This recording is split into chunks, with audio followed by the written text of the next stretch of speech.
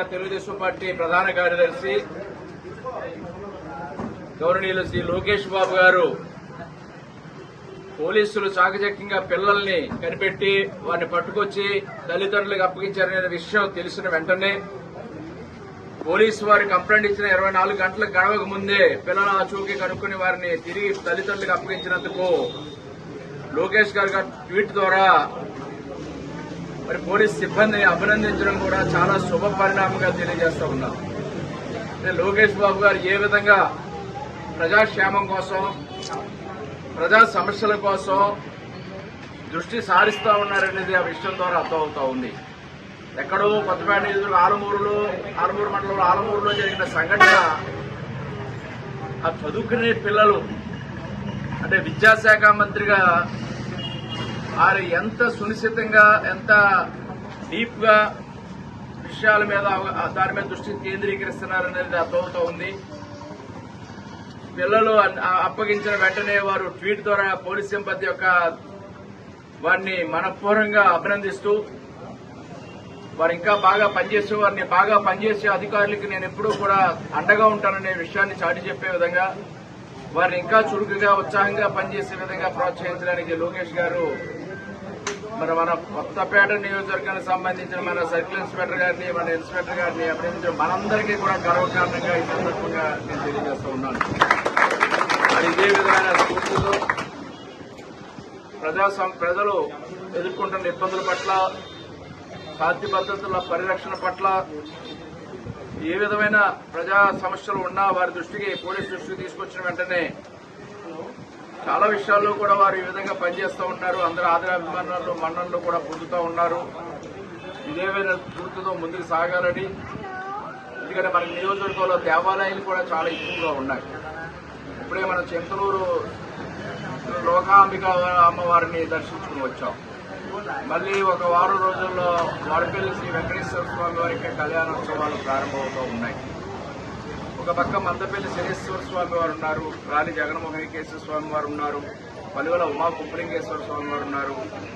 ఎన్నో కార్యక్రమాలు తరచుగా పెద్ద ఎత్తున ప్రజలందరూ పాల్గొనే ఉత్సవాలు జరుగుతూ ఉంటాయి. చాలా మంది అమ్మవార్లు కూడా గ్రామాల్లో అనేక కార్యక్రమాలు పెద్ద మాస్ గా గ్యాదరింగ్ తోటి జరుపుకుంటూ ఉంటారు.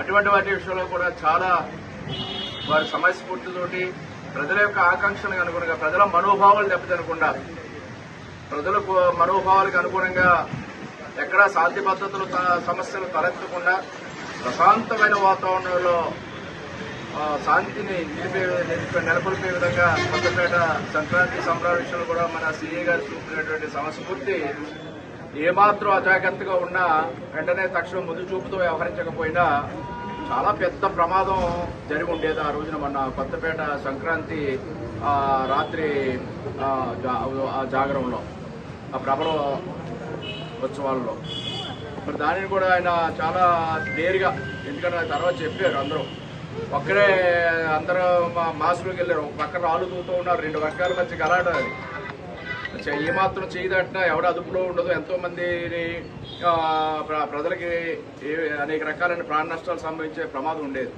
అలాంటి పరిస్థితుల్లో కూడా వ్యవహరించిన తీరు అభినందనీయం.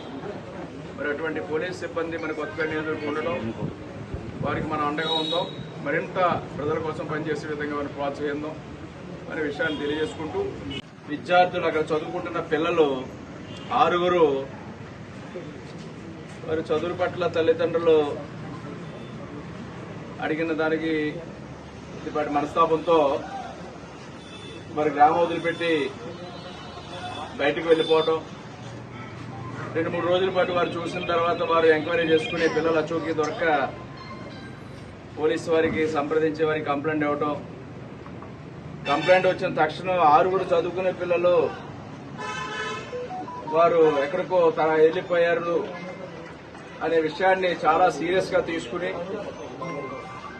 మరి టెక్నాలజీ సహకారంతో ఎంతో చాకచక్యంగా పూర్తిగా దాని మీద దృష్టి పెట్టి మరి ఆ పిల్లల అచూకీని కనుగొని 24 గంటలు గడవక ముందే వారిని వెతికి పట్టుకొచ్చి వాళ్ళ తల్లిదండ్రులకు అప్పగించినందుకు మన Ravulapalem rural circle inspector of police Vidyasagar గారికి, Alamuru sub inspector of police Ashok గారికి, హృదయపూర్వకమైనటువంటి అభినందనలు అందరి తరఫున, కొత్తపేట నియోజకవర్గ ప్రణాళిక తరఫున తెలియజేస్తా ఉన్నాను.